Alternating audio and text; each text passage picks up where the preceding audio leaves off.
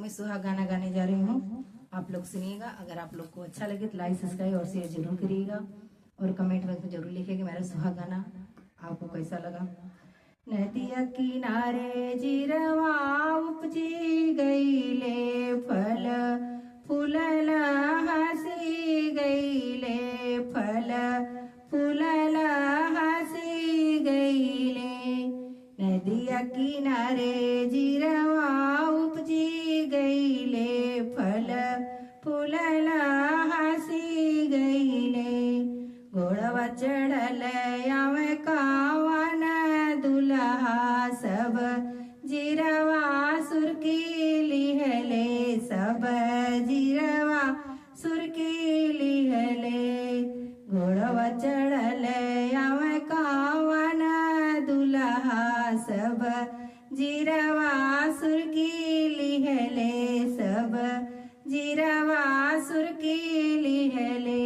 जिरवा सुरुकी दुल्हा पगरी बनन, चल दिहन ससुर गली, चल दिहन ससुर गली। रहिया के पूछे लावटया भैया, के कर बेटा पगरी गमके, के कर बेटा पगरी गमके। रहिया के पूछे लावटया भैया, के करे बेटा के पगरी गमके, के करे बेटा के पगरी गमके। हंसी हंसी बोले ले बेटा के पापा, हमरे बेटा के पगरी गमके, मोर बेटा के पगरी गमके।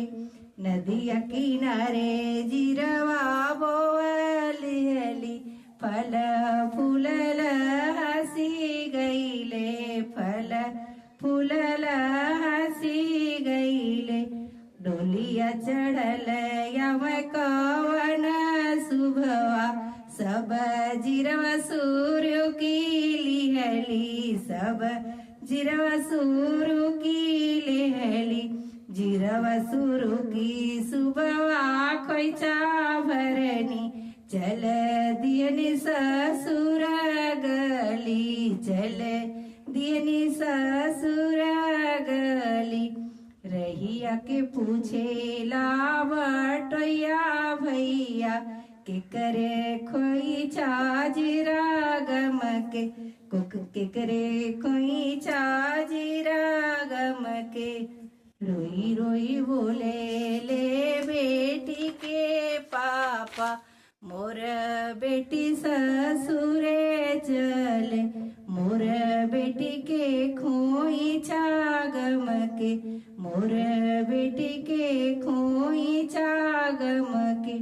रोई रोई बोले ले बेटी के भैया, मोर बहिना ससुरे चले, मोर बहिना ससुरे चले। मोर बहिना के खोइचा गमके, मोर बहिना के खोइचा गमके।